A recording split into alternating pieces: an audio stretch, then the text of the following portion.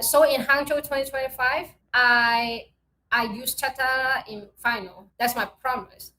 So at that moment, I was like, okay, you know what? Uh, I'm going to listen to you guys. I'm going to do Chata in final, but again, I cannot guarantee anything. Like if I still lose, I'm going to disappoint you guys, and I'm sorry. So I just try. In that competition, I won. So they're right. They're right. Like I can show something special in Chatala that I don't realize. This podcast is facilitated by the World Karate Federation as part of its mission to promote and inform about karate globally. The views and opinions expressed in this episode are those of the individuals involved and do not necessarily reflect the official position of the WKF.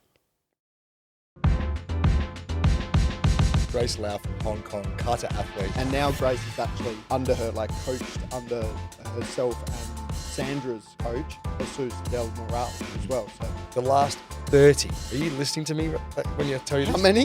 30 WKF events. She's medaled in every single one. That is That's insane. And in the last 8, it's been gold. And Sandra said, if you want to start a new chapter of your new life, we will be very happy for you. But if you want to keep going, competing, we're here for you.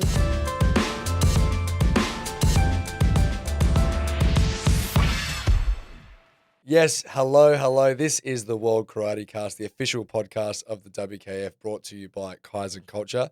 We are your hosts, Mitchell Durham and Nathan Blockley. And as they say in Turkey, Marhaba arkadaşlar. Nathan, you and I just got back from Turkey recently for the Tri-Nations event and training camp, which was held across Anzac Day week.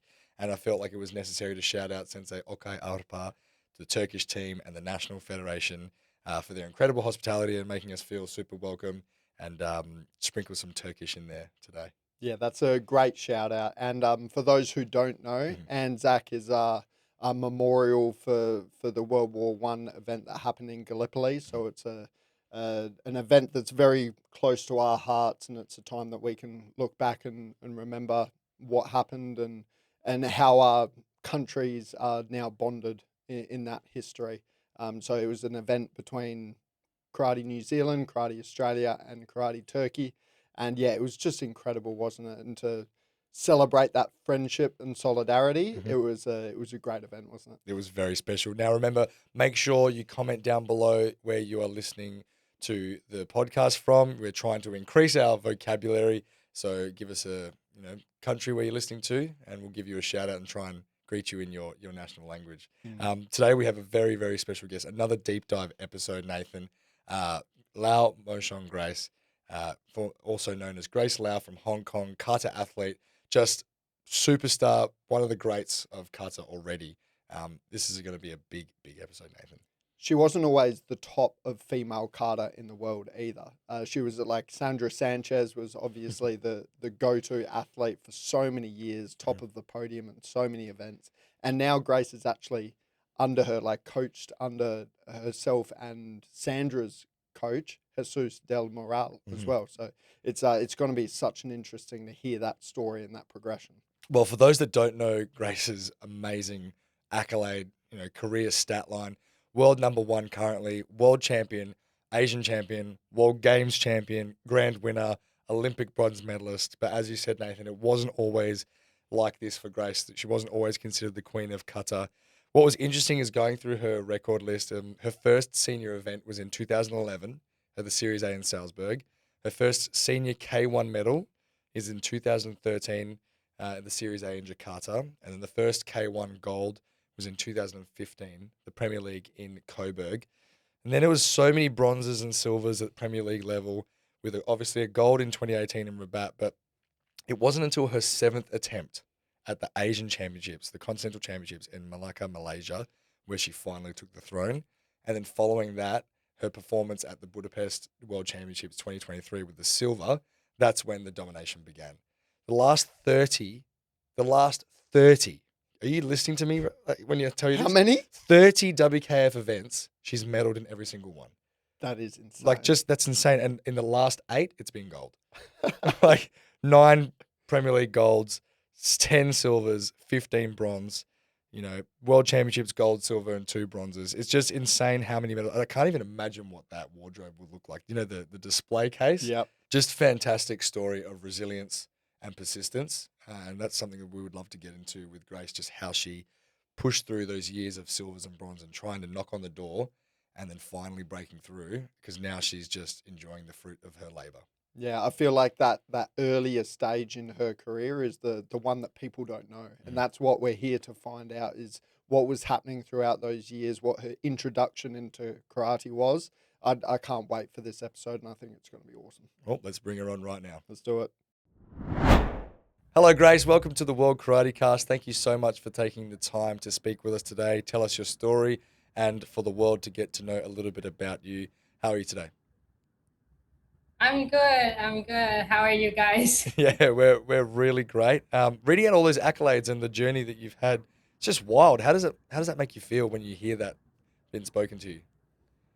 I was like, wow, I've been here for so long, huh?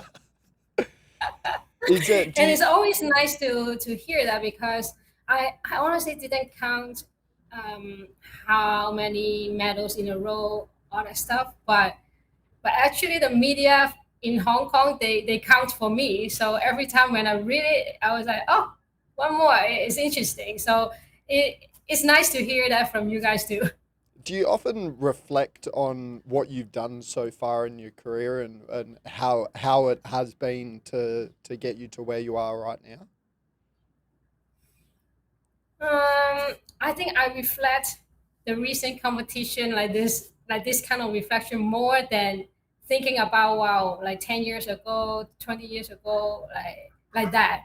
Because since our competition schedule is so busy and all the trainings, I honestly has no time to think about before, like long, especially long time ago. I had no time to think about that. So no, but when I was like listening to your introduction, like it actually brought me back to, wow, my first senior K1 event was in 2011. I didn't remember. I didn't know. And I was trying to think, oh, how was it? How did it look like? Like try to recall my memory. Do you remember much about the event? That's what we're here for. The media, we're here to spike all those nostalgic memories. So do you remember much from that event? The first one, no. But I guess I know where is it. I remember the warm up area. It's like a little cafe, and then we have to like go through the changing room is our second warm up area, and then go to the competition at the tatami.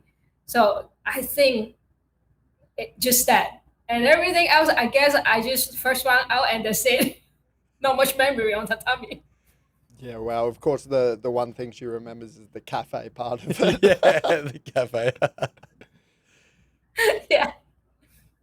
Well, you actually mentioned something that I'd like to touch on, is the Hong Kong media is letting you know all about your success. How is that coverage in Hong Kong with you, and do they interview you a lot, or are you on every single billboard in the city? How is that like being a famous athlete in Hong Kong? Actually, during the Olympic period was kind of crazy, like really billboard everywhere, and like on TV. And even last year during the Olympics Paris, the commercial I recorded before they start playing it again. So um, yeah, everything related to related to Olympics, it connects to me a little more than other events. And but yeah, Hong Kong media always try to interview me, but since I'm always in overseas, and very difficult to arrange those interviews. But I try when I'm in Hong Kong. Like this is the reason why every time when I'm in Hong Kong, I will be super busy, because I try to do all the interview, and I know it's important for them, and it's also important to the readers or audience to know my story. Maybe I don't know, to for inspiration or to promote karate in Hong Kong. I try. So I become very busy when the period I stay in Hong Kong. Oh, I can imagine. And like in Hong Kong, when you were growing up in karate, what was the messaging? What's the media around Hong Kong karate? Is it a very established sport in your country, or is it quite not known and not highlighted? What was it like when you were growing up early in those years? People keep mixing up with taekwondo, judo, So it's the until same actually same as Same as same everywhere. as everywhere in the world. yeah, right. I understand. Yeah, because just the uniform looks the same, but I say no, it even looks the same. It's different, but we do karate, so we know the small detail. But people they don't know. They just see the white gi and with a belt, so they thought it's the same. But after Olympic 2020, more people start paying more attention on karate. What is karate? Why this girl is not fighting? What division she's doing? And what is that? And long time ago, when when I start doing karate, I only hear people say, "Oh, it's so boring doing kata," and like they only love fighting, like kumite style. And after the Olympics, people actually try to learn karate because they want to do kata. So this is the thing that made me super happy that I finally make kata bigger than kumite a little bit more in Hong Kong. That is awesome. I've got a little side quest story here. When I was in the airport in Turkey, I got talking to a kid and his mum, and he saw karate on my laptop, and he was wondering about it. So I ended up talking about it, and I showed him a video of Kikeru Nishiyama in Mhm. one of the finals, and he said he was like, "That looks like Superman." Oh wow, that's And I pretty was cool. like, that's so cool because like the kata practitioners when they're practicing kata, like the finals of a Premier League, the speed, the power, it's the strength, it's actually insane. And Mhm. yeah, in this kid's eyes, it looked like a superhero on the tatami, which is really cool to see in that sort of way. It's crazy some of the positions and moves you guys get to, the jumps and the speed, the power. It truly is like a superpower that you guys are performing on the tatami, and you have definitely set up a lot of inspiration for the kids in Hong Kong. I wonder how much involvement you have with the kids, or giving back to the Hong Kong Federation. I know that you spend a lot of time outside of Hong Kong, but give us a little bit of an insight on your time when you are back home. Yeah, like 2 years ago, I went back to Hong Kong to have a seminar organized by our federation because that was the year I first became world number one. So want to like give my insight or my experience to karate people, to the kata lover, because I don't only want to give it to young generation. I want to because they are our future, but also there are people like my age or like more senior than me. They just love kata, so I don't see any reason why I don't share with them. And I love sharing my experience. I like to talk, and I think it's fun to like. I think my experience is fun because like what what kind of job can give you such amazing journey? Even you lose, you still have a lot of friends with you or the people that you train with together, train very hard, like almost like I cannot survive, like this kind of story. So I like to share with people. And this year I went back to Hong Kong to have another sharing as well. And honestly, not only for karate people, I do a lot of sharing for not non-karate people, like my story, how to apply in their job or their life, because karate is not only about competition, it's life. If like you learn something in training, you can apply in your life. So I got a lot of invitation for example, insurance company or bank to just talk to their employee. And yeah, they love hearing story from athletes. I think this is a great opportunity. Can you pretend that we have no idea about karate, that we're not karate practitioners ourselves, that maybe we work in an insurance company, like you said? What do you say to us in terms of your story and how what you have to say can impact my life as an insurance broker in Hong Kong? So first they give me question. I just don't talk. I don't just talk. So you need to give me question first, and according to the question, I give my story. But usually I share my ups and downs, just like them. Like everyone has their ups and downs in their life, Mm. and you see athletes like, for example, like me. You see me winning right now. I was not, but how can I get to this point, like to become a champion? There are a lot of challenges, and some people, they when they face challenge, they try to overcome, but maybe in a, like, not the right way. I don't know what's the wrong way, but they just couldn't do it, or they they don't have people helping, like, to help them, and they just cannot like get up again. But some people, they face challenge, and once they overcome, they just like a spring go Mm. up a lot. So what I'm trying to say is, like, when you're in a difficult situation, don't hesitate to seek for help. Many people think, maybe they think, or is embarrassed to ask for help, blah blah blah, different culture, you know. But no, if you want to be successful, you need to like step forward, right? You need to act, Yeah, for sure. And not waiting for someone to help you. No one is going to help you if you don't ask for. So like, this is one of the things that I will share with them. And also, one thing I was being very honest to them, and I said, athletes always give you a very positive vibe, but sometimes we are not, like, to be honest, we are not all the time being positive. We will be sad too, and we will be frustrated too. But the thing is,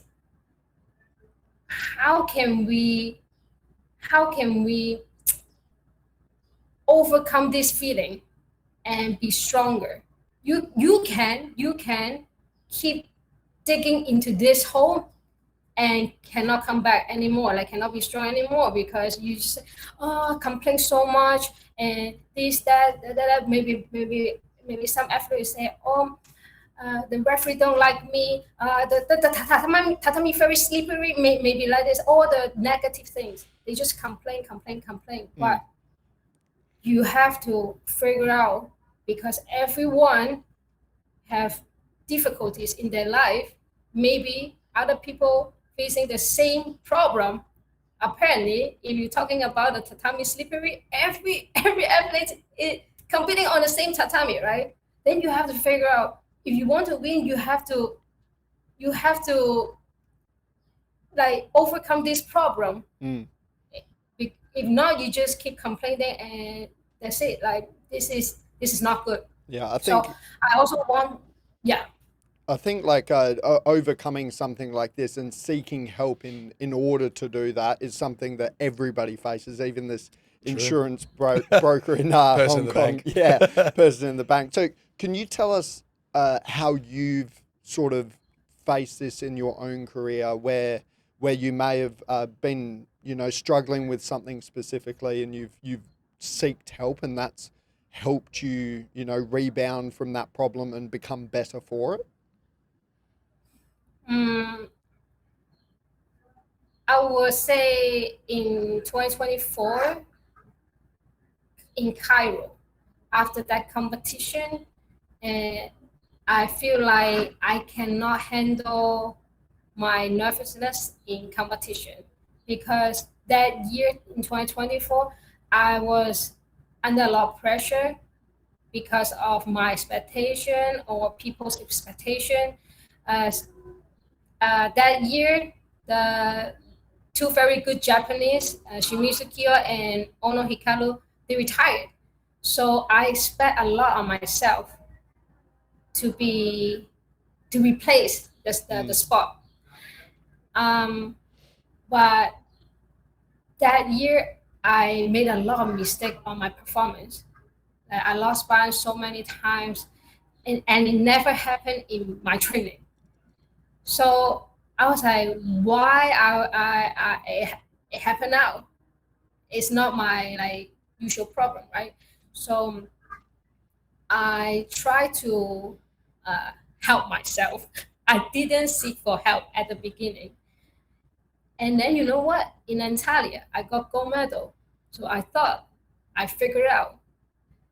And then the next competition was in April, Cairo. And I made a very two very big mistakes and cost me lost in the semi-final by zero point 0.1. And that one was very important for me because I aimed for the grand winner title. So I remember I was still in the stadium behind the curtain. Like Mhm. when we pass through the curtain, is the tatami. Behind the curtain, in my head, I was like, I need to talk to someone. I need to find a sports psychologist. Wow. Like, I need to work on my mental because in training, it never happened. Those mistakes, that means my physically is okay. My body is okay to execute those movements.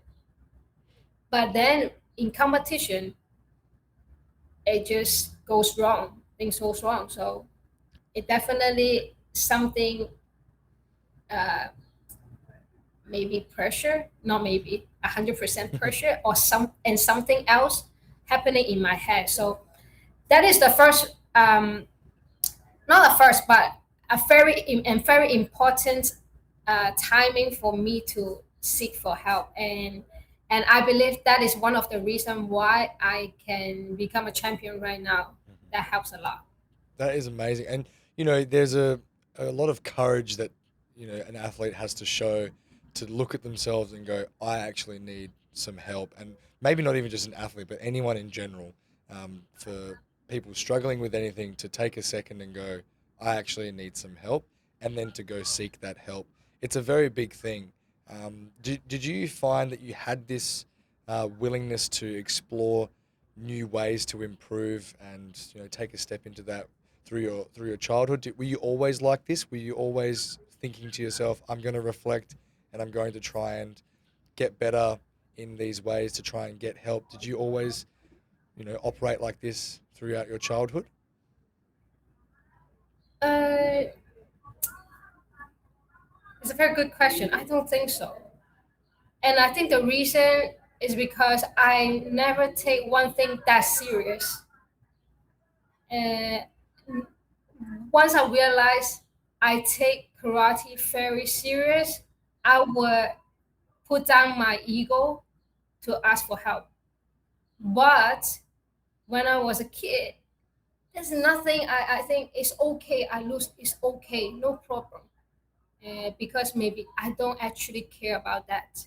So it's not, it's, it didn't happen when I was a kid. Is that just in karate or is it anything else outside of karate?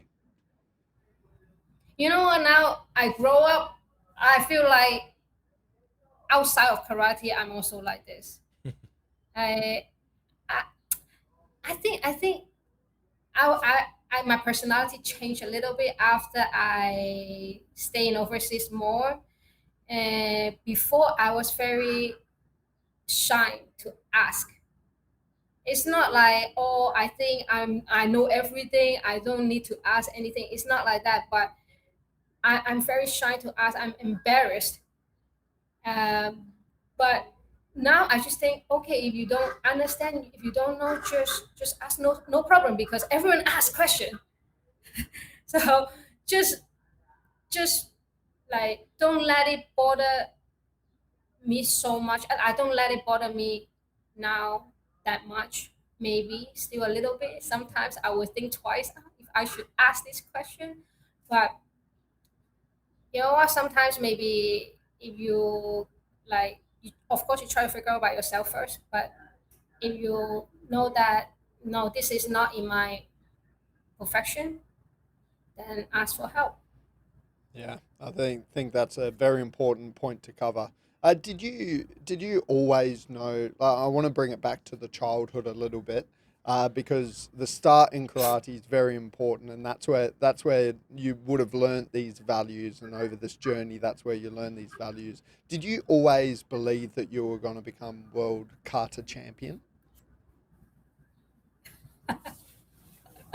No. And I remember when I was a kid, I was 12, 13 years old, and I was preparing for the Hong Kong Youth Game Tournament. And I was watching the videotape that my senpai was playing. That was the world champion, four times world champion, Wakai Sensei. And I was like, wow, just so amazing. And like that level of performance or the title is not my thing. Like I can just be I'm not even like trying to climb to that spot. I just appreciate. Like I just appreciate it. Wow, so nice, right? Like never had a thought about being world champion. And little by little, for example, in 2022, 2023, and I just don't have the courage to think about that. And then in 2024, I start thinking maybe it's my opportunity. But then my performance uh, have some issue. So I was like right now I just cannot even think about that, because I I don't want to be disappointed when I cannot achieve this dream.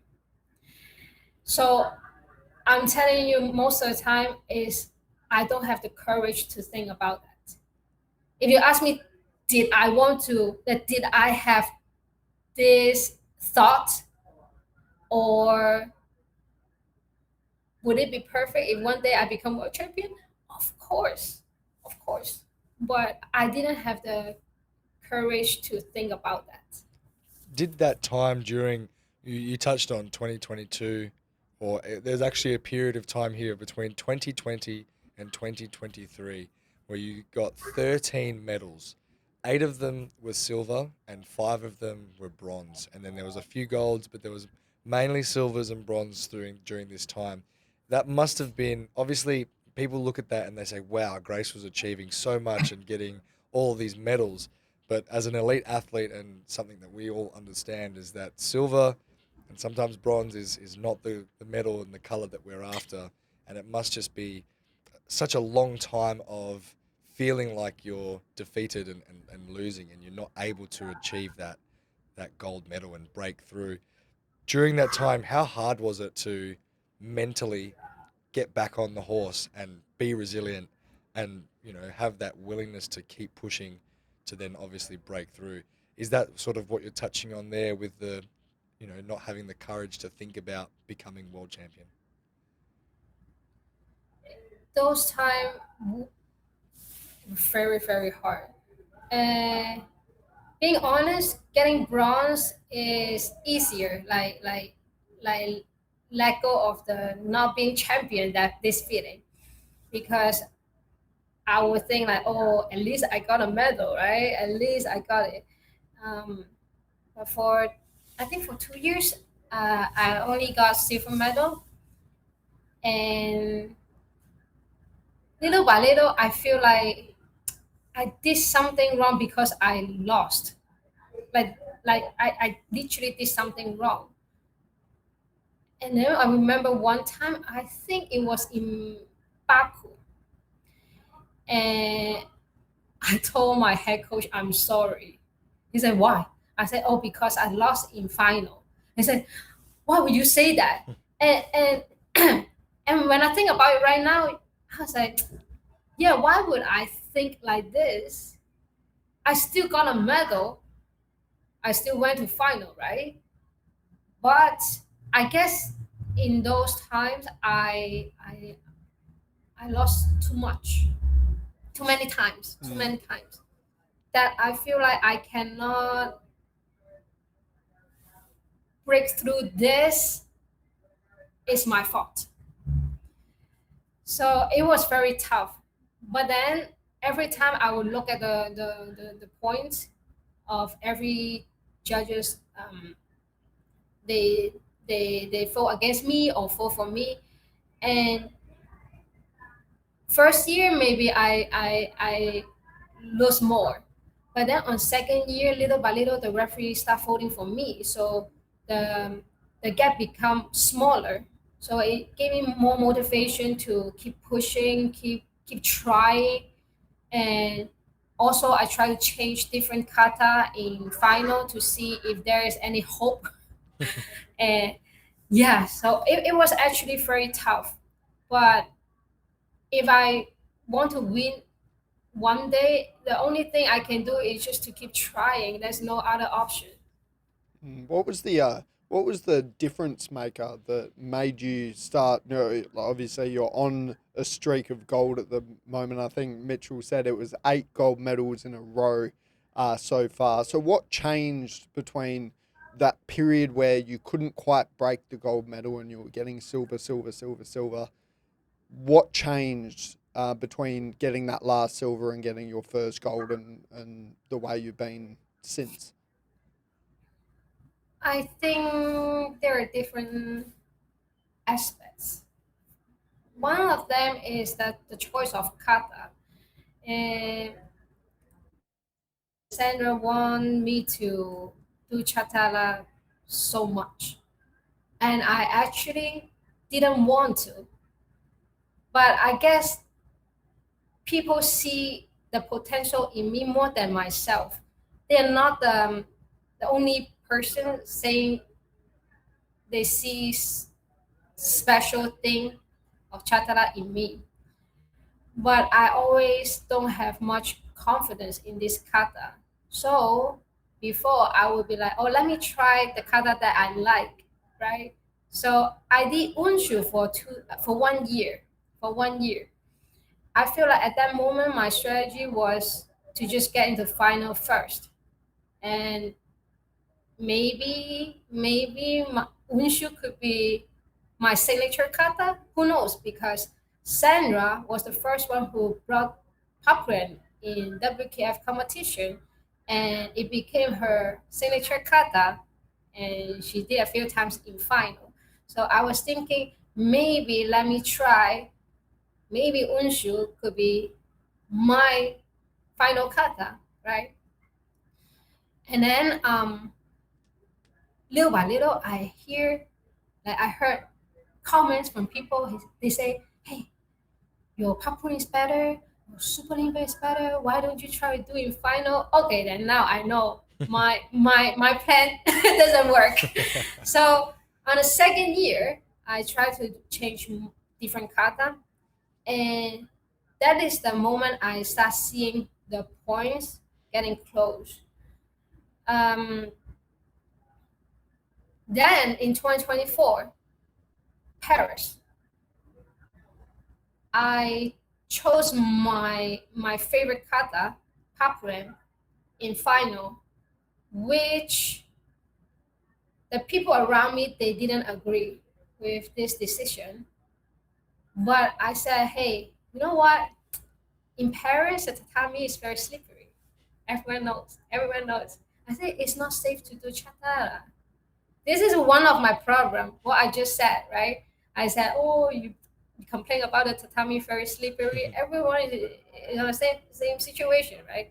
But I use this to be my excuse. I say, you know what? Next time I will do chata. Let me do popping this time. So I did popping in Paris 2024, and in the final I lost. And I liked my kata. I liked my popping. I think I did great, but I lost in final. So it really hurt me and made me reflect. Should I insist doing what I want to do, or to do a kata that people really see the special in me? So in Hangzhou 2025, I I used Chata in final. That's my promise. So at that moment, I was like, okay, you know what? I'm going to listen to you guys. I'm going to do Chata in final, but again, I cannot guarantee anything. Like if I still lose, I'm going to disappoint you guys, and I'm sorry. So I just tried, but I was still nervous because this is not my most comfortable kata. Papuan is, Chatara was not. So when I performed, I was like so nervous, like try to do everything right like this. And in that competition, I won. So I was like, oh, so they're right. They're right. Like it's really something special. Like I can show something special in Chatala that I don't realize. So little by little, I start gaining confidence in Chatala, and I practice a lot Chata. And, and this is also Sandra's final kata. So when we train in Spain, like this is our like a major kata to practice to train. Yeah. So sometimes we just have to step out into the uncomfortable zone where a lot of people have faith in you and us, but you just got to have some sort of trust and take that big leap of faith because obviously it's worked out really really well for you. Something that does take a lot of growth and taking a step out of your comfort zone is something that we'd really love to talk about is the ANOC World Beach Games in Doha, Qatar 2019. Now, this would have been completely flipped on your head with an experience like this. It was the first time karate was ever in the World Beach Games. What was that experience like? Competing, doing kata on sand? I can't even imagine what that would be like. Not to mention the probably 50 degrees of heat in that event.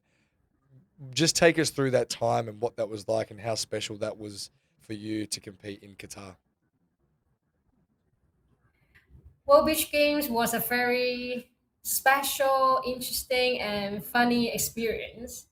And I need to tell you guys first, before we actually know how to do everything like what's the venue, or how to compete, there were a lot of rumors. Like, I'm gonna tell you first. They say, okay, there's a tatami, but they just moved everything to outdoor, uh, facing the ocean. That's it. So don't worry, there's a tatami. Oh, right. That seems easy then. That's good. Yeah. Yeah, so not much need to prepare extra, right? Another very funny rumor was, oh guys, you know what? For girls, you have to wear bikini to compete. No way. No way. Are you serious? Was this a thing? Rumor. So there are a lot of rumors going around. So that's why I say it was funny. It was funny. Um, but I remember in World Beach Games, wow. I remember we went there. I guess it's October. Yeah, and we had a competition in Moscow before. So after that, I forgot it's Series A or Premier League, but it's Kalada One event, and we had to find indoor beach volleyball training hall, like full of sand, Mm. to just train, because we have to get used to like the feeling of grabbing sand with our foot, all that stuff, right? So this is our preparation. Not like I try to spend more time to prepare World Beach Games in Hong Kong as well. So the whole team went to the beach with we had three athletes to compete represent Hong Kong. So the whole team went to the beach to train together for us. So it was fun. Um, but in Qatar it was very hot. It was very hot. I remember I actually didn't need to warm up. The moment I was at the coach drop off spot, walking to the venue. The venue actually is just the area. They just put something and okay, this is karate like this. I was already dripping. I was already dripping. I was like, oh my god, how come that hot? And and of course, when we compete with karate gi, no bikini. We compete with karate gi. Yeah. And there's no tatami. So we literally compete on sand. But one thing is good, but I didn't expect that is the people will uh, sprinkle water to make Yeah. the sand more hard. So for us to compete is better to step on, Oh like wow. easier. Yeah. So this is the good thing. This is the good thing. But what we cannot avoid is we're full of sand, like your your face, your hair, your body, your mouth, Oh. Yeah, your room. I can imagine. I reckon like Unsu would have been the worst kata Oh to do no. because like from the get go, you go down to the floor and then you've got to do the whole kata with sand in your Yeah. hands and In sand your on your gi. gi. Oh my And that's And goodness. then the it's got beginning to of the jump at the kata. end as Oh well. jeez. That's Yeah, crazy. so this is also one of my plan to pick what kata I'm going to do in Mhm. this competition, because like if I have to lie down my whole body on sand, I think I couldn't perform good in the rest of the You kata. might even ruin the I don't know, gi. maybe everything. It just yeah. So and also your room, like my room full of sand, because I just don't know why I brought all the sand to my room, and this Oh, is the first time. I It can't was it was stand actually sand. very funny. I can't stand sand. So It's yeah, so annoying. would you have had to change your gi between rounds? You Because must have. like you do one kata and then you get sand on the gi and then you don't want to walk out for your next kata with already sand on your gi, no? No, but no, I mean I didn't. It's just like that's it. But come on your face, because you're sweating, so Yeah, it it would just stick. stick Oh. on your face. So everyone, like when they finish kata come back, it's just full of sand. But It was actually very funny. it would have been a special event. Would you do it again if it came around one more time? Be honest with us, If I Grace. Be have, honest. How I about we have just no say no choice. comment? No comment. But I want to share I think it is my bronze medal match. I'm still talking about that recently with my Chinese Taipei friend, who also got silver medal in Mankata in Babish Games. I said when I was doing super ringbei, do you guys know how to do super ringbei? No, we are Shotokan boys. Okay. I mean, there's super ringbei, so kind of just We are kidding. we Yeah, are very basic Shotokan boys. We do not do kata. yeah, but in super ringbei, we have to turn to the same direction, 180 degree, 180 degree, 90 degrees, We like do this, know right? the part that you're So talking about, yeah. yeah, at the beginning and the middle. So our posting leg is our left leg. So imagine this is a set. My leg just keep going down, keep going down, keep going down. And at the end, when I was doing here, my feet were like this. Like this is already in the sand inside. I have to pretend there's nothing happened. Nothing happened. I just keep going. But I was like so uneven. That's That is so crazy. insane. Well, that's amazing to get that little insight because I don't think we really talk about the beach games too often. No, not at I all. don't even know if it's still going on, if there's karate even going back into it. But it would be great to see it again. I'd love to see some more uneven cutters, and would get to see you do that again and maybe take the gold medal. I want to move on to something that's really, really interesting at the moment now, Grace. And we talk about, especially in Kumite, we have the Asian style and then we have the European style. In terms of training for kata, you are a product of both Asian style karate training, obviously from Hong Kong, and being supported by the Hong Kong Federation most all of your life, and then from 2023 onwards, now training with Sandra and Jesus. You are now have the European influence for training. Just touch on the difference, if you feel there is a difference between Asian style training and then the European style training that you've experienced. Yeah, I have trained in Japan, of course Hong Kong as well, and different Europe country, and I found the biggest difference is the focus. The focus is different. In Japan, they really focus on the accuracy of the technique, and they can do one technique for hours.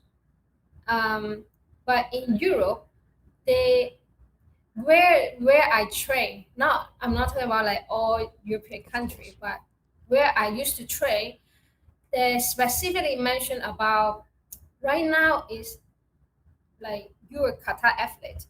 You have to be athletic. And this is also from Sensei Jesus. So athletic is very important. If you don't have, you don't talk about technique because then you don't have enough, you don't have the base to execute technique.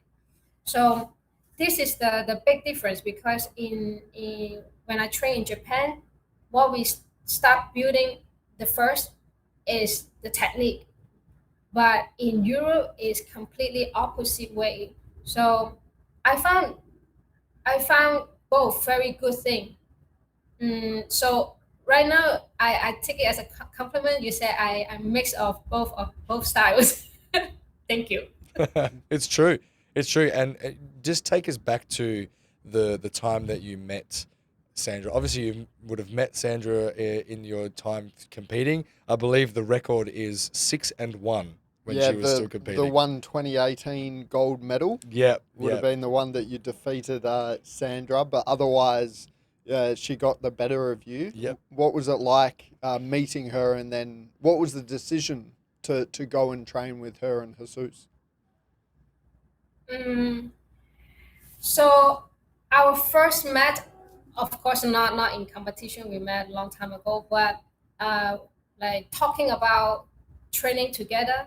The first time I talked to them was actually right after the World Games, 2022. But they were full schedule because that was Sandra last competition, and they already planned the whole year seminars, training everywhere. So since Jesus was like, we really want to do that, but we're full, so maybe we have to wait for next year. So I mean I understand, right? So let's see, maybe in the future we have another opportunity. And in 2023, I had the opportunity. They came to Miami and they had a seminar here. So I just like send a message to them. Hey, I know you guys will come to Miami. If there's an opportunity, we can train together. But if you're busy, I understand because they're really busy. Right? So they answer and say, yes, let's train together. And that was before Asian Games. So uh, I was so impressed with the training because at that moment I feel like my improvement stuck a little bit. So I don't see I don't satisfied with my kata, but I don't know I don't have to wait to improve. So they gave me a lot of advice, and and I can prepare well better for Asian Games. But this is not the crucial moment that we start training together for a long time. I mean, for a long time. And I remember this is important. Listen, in 2023 World Championships, I planned to stop competing after that competition. No matter I win or I lose, I think that's it. And it was very good result. I went to final for the first time. So I feel like, you know what, Grace, I think that's it. Like silver medalist in world championships is not bad at all. Pretty good. So let's let maybe just keep it like this, right? And then I remember that situation. I went to the hallway. Jesus Sandra said, "Hey, I want to catch up with you guys. Let's talk." And we went to meet them. At the same time, a lot of people just came and said, "Oh, can I take a picture with you?" To Sandra Jesus. So I was waiting the whole time. And then they said, "Hey Grace, I see you have a lot of rooms to improve. You should keep going." And I said, "I'm not sure because I don't see my future. I don't know how I train. I don't know anything. Like it's just empty. And maybe I want to move on to a new chapter of my life, which I didn't know what was that yet. I just think I should move on, right? And live my new life." And Sandra said, "If you want to start a new chapter of your new life, we will be very happy for you. But if you want to keep going, competing, we're here for you." So I took a break after World Championships. I went to watch Pan American Games. And that week, I didn't do karate anymore. Like, didn't do at all. Rest. But I feel so useless. Like, I woke up, I slept, I didn't set alarm. I just sleep. I woke up, I look at my phone, Instagram, Facebook, Doom scroll. movies, and then lunch, and then again, like just very useless. But it was my break, the recovery break. So it's okay to be vegetable. But but, but thinking about maybe for a while, I would be like this for a while. Not only 1 week. Mm. Eh, Months, I don't know. I cannot. So I I start moving in the hotel, like doing movement, but I feel right now my mood is more relaxed because I don't know if I keep competing or what. Like there's no stress, and I feel like I actually like doing kata, Wow. and I don't know what to do now if I stop competing. Then why I stop, right? That because I don't have something else to do or important thing that rushing me to start now. What's the reason why I stop? And I got the answer from myself is I'm so scared to be greedy Mm. because now I think silver medal in world championships, getting silver medal in world championships is a very good result. And as I said, I didn't have the courage to climb to the world champion spot. So I'm scared, always scared. I always scared of everything. Always scared of being too greedy. So you know what? Let me try. Let me try. Wait, wait, wait. Let me try to join the training camp first. Let's see how I move, and do I really want to stay? Do I really want to keep training? Because I remember in those 2 years, I didn't, I like training, but I didn't like to compete. Wow. I was very like I closed myself. I locked down myself, and I actually talk about this to my head coach too. Um, I said I wasn't like this, but I don't know why in these 2 years I become different person. So in the first training camp I went to Spain with Jesus and Sandra was 2023 November, November to December. Mm. Those 4 days, and that is the changing point. Like I see how much they could help me, and I see how much I'm still capable to do. So I was like, okay, let's let's register for the next Premier League, and this is how we start. Yeah, thank you, Sandra Sanchez, for saving your career. And like I couldn't imagine the world without Grace Lau at the moment. So it's incredible to hear that that was a pivotal moment in your career, and you were going to step away from the sport, but you stuck it out, and look at us now. It's crazy. Like sometimes we need to experience that dip and get to that low point. I mean, it's not really a low point because you got silver at the World Yeah, Championships. That's not a low point, but it's more about what I'm hearing is you maybe lost the joy of competing, and that's something that is very, very common with a lot of the athletes that we talk to in this podcast, and some of the best in the world feeling like they lost the joy in competition because they're trying so hard to, you know, get to the mountaintop. So it's really refreshing to hear that from you as well, to know that you did come so close to stepping away, but then refinding that love for competition again through training with Sandra and Jesus. What I'm interested to hear about is how do you think this Sandra and Jesus approach to kata has changed your outlook? Was it more of a focus on the joy of doing kata, or was it a technical thing? Was it just purely athletic?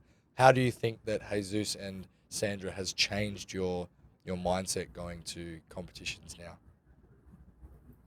I think the first thing was enjoying doing kata in training. This is the first thing they say is this very important. If you don't enjoy your training, you are torturing yourself. Mm. And I always being very serious in training. I always being very serious in training. Like I don't smile. Like when I see people smile, in my head, in the back of my head, I'll be like, this training is hard. It's difficult. I'm tired. Why are you smiling? what kind of Like, psychopath smiles while Yeah, torturing yeah. themselves? I used to be like this, but then they little by little they influence me and say, yeah, but you have to celebrate the little victory. Mm. The training is very difficult, yes, but you survive. So smile, be happy, and Sandra, she always smile. So like she really influenced me a lot in this part. Like have joy in not only your life, but when you take something serious, you also need to have joy in it. Not being serious and you have to like cut down your happiness. And this is the first thing, and it takes a big part.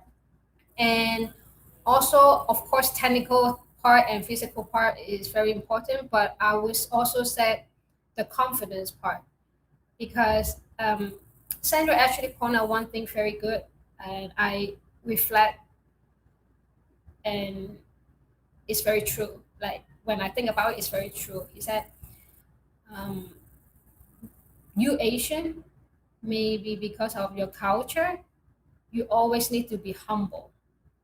But it doesn't mean no confidence. Sometimes I be like humble, like I have to be humble because this is our culture, like our parents taught us like this. Be humble, always be humble, so that we put ourselves very low. And Sandra said, no, you can be humble and at the same time be confident.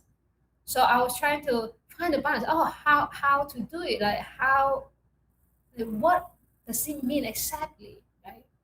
So I talked to her a lot, and it's so difficult to find someone that really understand your situation, and she understand because she was like me, like we walk the same path.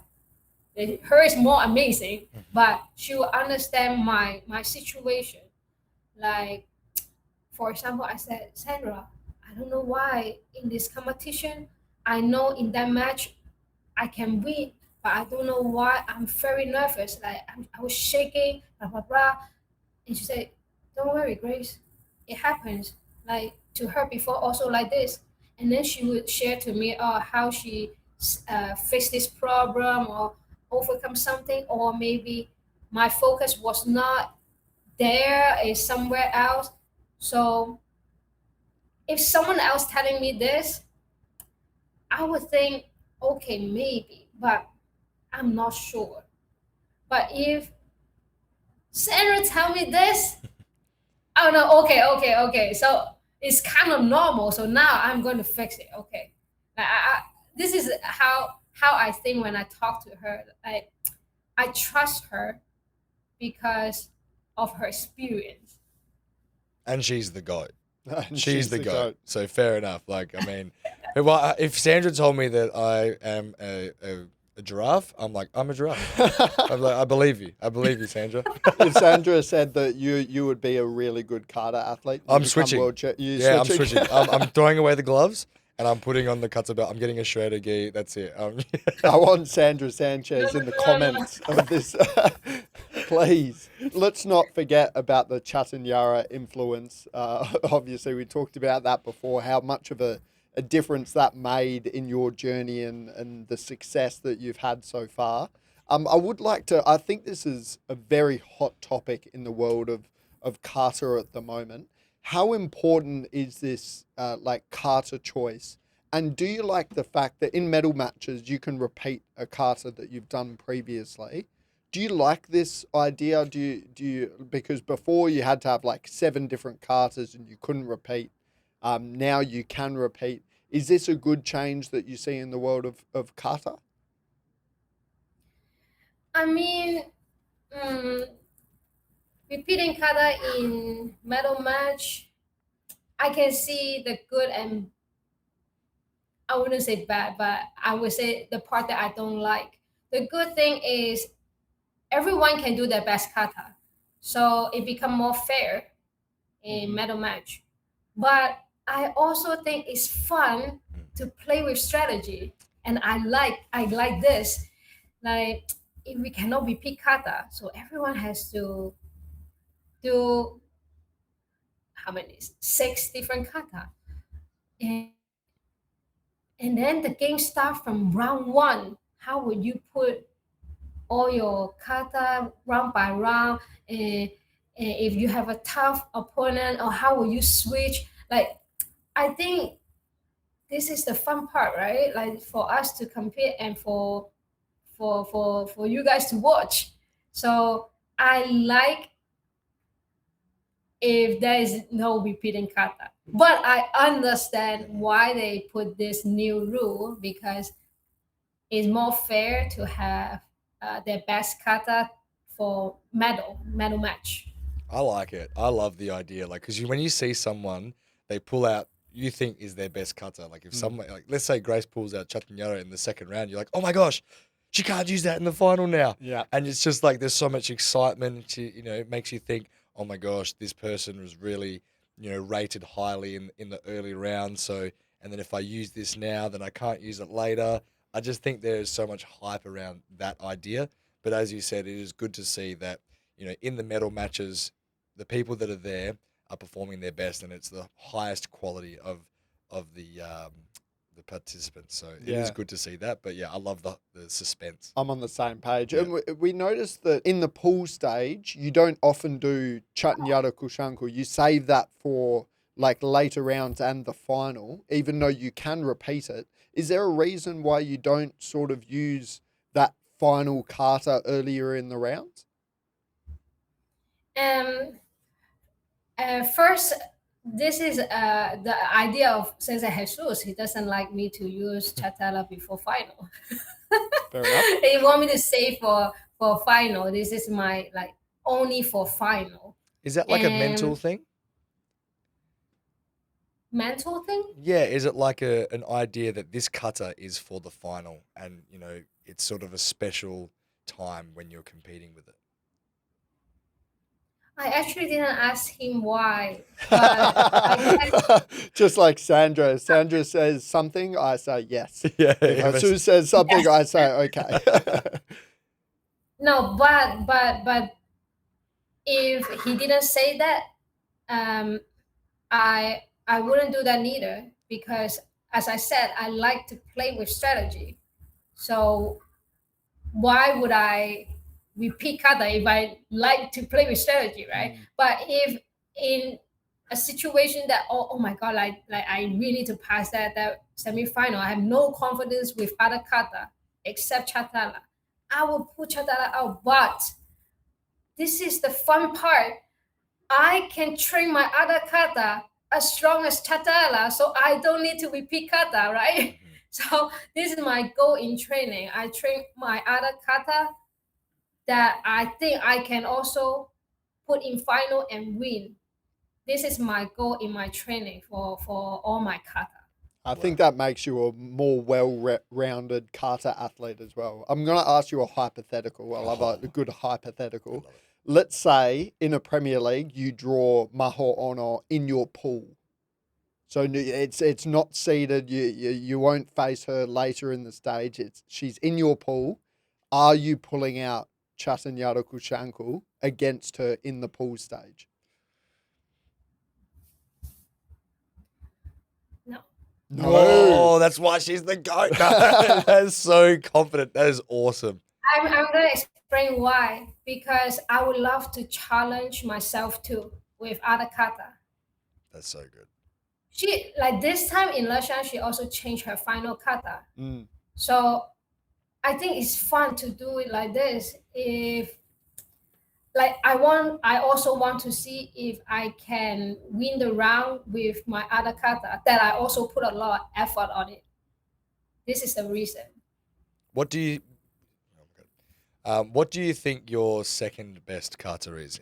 Maybe not your most favorite, but for you, what's number two? It's a very difficult question because I would say maybe Paprin or Superimbe, but then other people would say maybe Chibana and Superimbe. So these three kata, honestly, four kata are very On like par, yeah, sort of the same level. I mean, you did Chobana in the semi-finals of Lashan, so you must rate it quite highly. I'd love to ask this question because we are Shotokan practitioners, and for all the Shotokan listeners out there, in the female kata space, there's not a lot of success with the Shotokan katas. And maybe it is because literally just the kata. Maybe Shotokan doesn't have the katas like Chatanyada or Super MP or Paparen, as you were saying.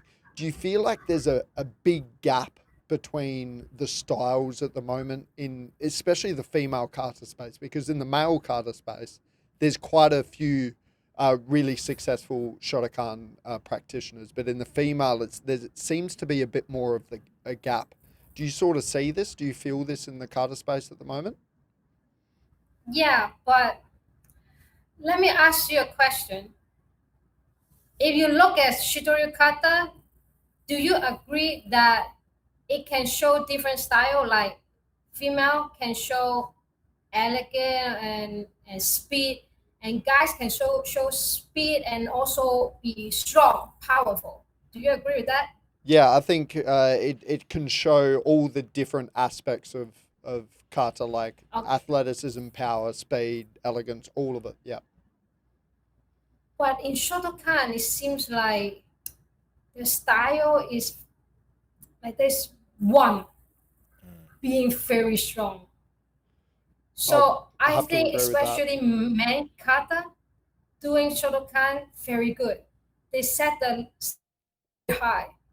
So for female, I think it's relatively like a disadvantage because the guys are like like strong, like purely strong, very good. And Shotokan, this is a Shotokan style, Mm. very impressive. Mhm. But yeah, you know what I mean? Like it, unless there's a female kata can do it just as strong as man kata, like that is like so good.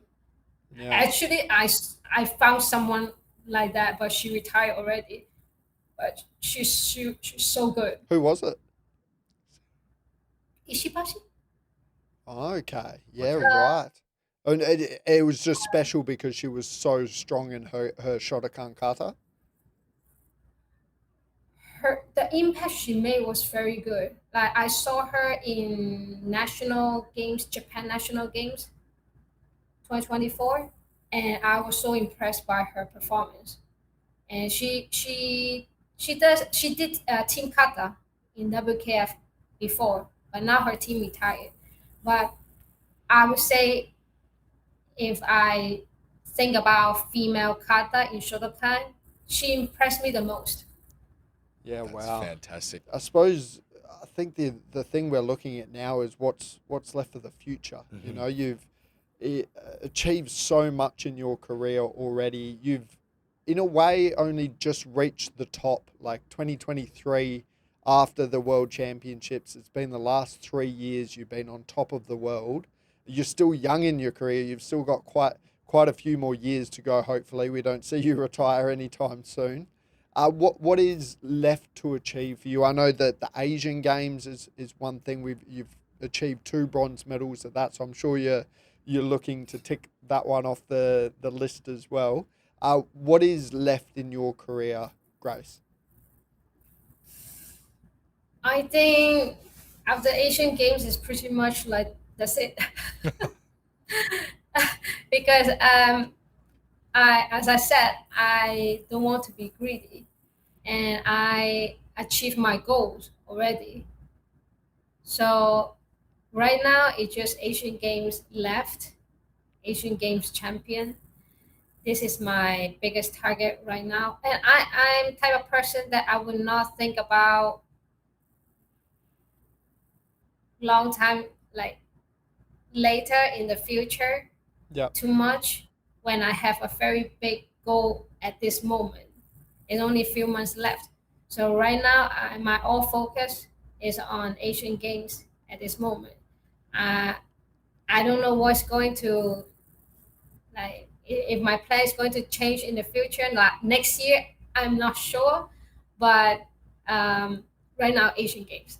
All right. Well, let's broaden the question then, and say what would you like to achieve later in life as well? Like maybe after retirement, what would the journey of Grace Lau look like after retirement in karate? I think 100% I will be a coach, but in which way I don't know. Like I have my own dojo, or I just teach seminar and do training camp in different places, or become national team coach. I don't know right now, but I'm sure I will be teaching because as I said, I love to sharing my experience and my knowledge to people, and I do not want to waste them. And also I have a lot of different thoughts about what I'm going to do in the future because I'm interested in so many different things. even like last month, I no this month in Lushan, I was talking to one of the participants. I said, oh, maybe one day I become a referee. Oh, I like to. It's a good idea, Oh right? yeah. So like maybe it's good to bring something new to this area, and because we don't often see the new kata people become referee. New, I mean like new retired athlete. And it used to have some from Vietnam, but then I see now they stopped being a coach again. And also, I when I was a when I was teenager, I start um, learning karate. I always volunteered in a karate tournament, the about the organization, and I love doing stuff like that. So I don't know if one day I can contribute some help to WKF about the organization part or other tournaments, but I just think it's fun to experience. That is fantastic to hear, Grace, and it's something that we need more athletes to step into the referee space and also the organizational side of the WKF and all competitions across karate. So, very excited to one day hopefully see you in a referee's suit and judging for kata, but also maybe even kumite. it would be so hilarious to see you in the middle of like the plus 84 male kumite final.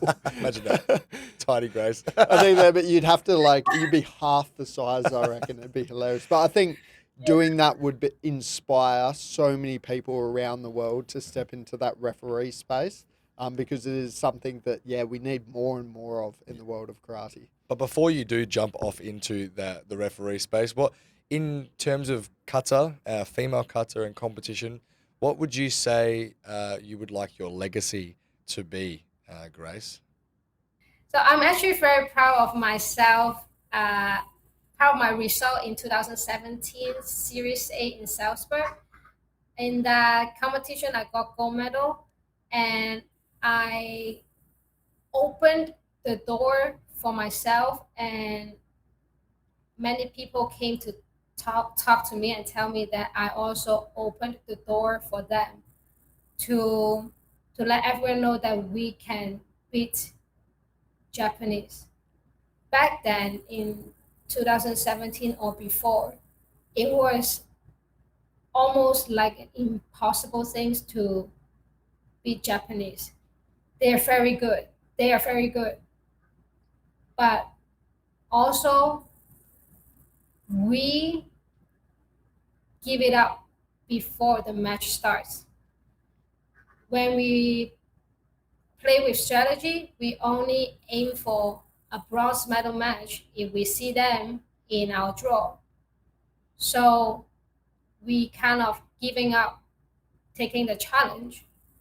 So in 30 or 40 years later, I hope people can remember Grace Lau took the courage to do something like this, and she won the competition to inspire people that like just keep trying. Do not give any single chance to let yourself regret, and like I'm happy to setting up an example to the Kata people. I love that. It doesn't matter where you're from. It doesn't matter who you are. That anything is possible in the world of karate, and you have achieved that, just that very much. So I think that will be your legacy. And Um, what a great yeah, legacy. That's pretty amazing. Um, thank you so much, Grace, for taking the time today and, chatting to us about your story. And I know there was so many things that we probably could have touched on that we've missed today, but I've absolutely loved all of the stuff that we've covered. And thank you so much for inspiring so many young karateka and also some of the older generations as well. I think everyone is inspired by your story, and the idea that anyone can beat anyone is fantastic for anyone to carry with them for the rest of their competition career, but also in life. Mm. It's been an absolute privilege, Grace, and I think in terms of a sign off, we just like if you have one message, one final message that you could leave the world of karate with, now's the time to say that, and then we'll say goodbye. Okay. So I think life is full of challenges and beautiful things doesn't come easy. So be strong and celebrate the little victories. God, That's yeah. perfect. Just wrapped up in a little bow. That was amazing. Thank you so much, Grace, for your words of wisdom. And I think a lot of people will take some great value out of listening to this podcast episode. And it's been a privilege to chat to you today. So thank you so much, Grace. And we wish you the best of luck for the Rabat Premier League, the grand winner title, Oof. and the Asian Games gold medal. So yeah, Japan, September. Yeah, Japan, September. So there's a few things to tick off the list this year. So we wish you the best of luck in your year of competition. Thank you so much. Geez, just another fantastic episode with an amazing human being and just inspirational from Grace. Yeah, and to hear some of those insights in the world of kata right now, like the Shotokan versus other styles, and it's just really cool to hear what's going on from the inside. Yeah, we need to get more breakdowns of kata strategy because we didn't really talk about how people position their katas and where they position them. I think it's fascinating, and as Shotokan boys at heart, we love to see the Shotokan come through, but it's something that's just not super popular right now. Yeah, if you're a female kata athlete, you need to switch styles. Yeah, you know? that's massive, Yeah. right? Male kata, obviously, like you said in the podcast before, it's still prevalent and it's pushing. With Alessio Giannami and other athletes, Kazumasa and Ryuji. Ryuji Moto. I can't get the tongue working on that one. That's tough. But yeah, hopefully we get some people in the comments to see if we can get some more Shotokan love. But we're happy with the Shotoru champions at the moment.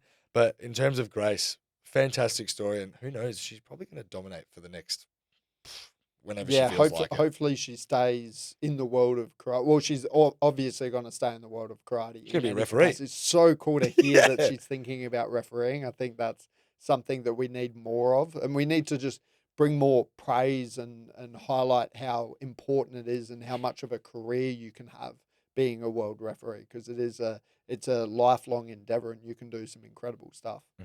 Looking forward to the next few months. We've got the European Championships coming up in Frankfurt, Germany. Huge. Massive. Jinx. World Cup is going to be decided. I can't wait for that event. Very spicy. We've got the youth leagues coming up as well, Manila in the Philippines. So there's a lot going on. So make sure you are across everything on YouTube. Oceania Championships as well is coming up. The team event championships, which is going to be fantastic. And then it will be the last Premier League in Rabat where the grand winners will be decided. So yeah, we've got a lot coming up in the world of karate. So much. So make sure you're on the WKF YouTube channel as a karate fan. The subscription where you get early access to new videos and the Premier League finals where they're all snipped up nicely, which is really great to have a look through. You get dedicated mentions to the members, and you get all the content ad-free. So make sure you are a karate fan as we are, and I'm sure all of you are. Thank you for tuning into the World Karate Cast on the WKF YouTube channel. Please like, share, and most importantly, comment. Make sure you comment down below which country you are watching from so we can greet you in your language. And as always, it's been a pleasure, and we'll see you on the next one. Thanks very much, man.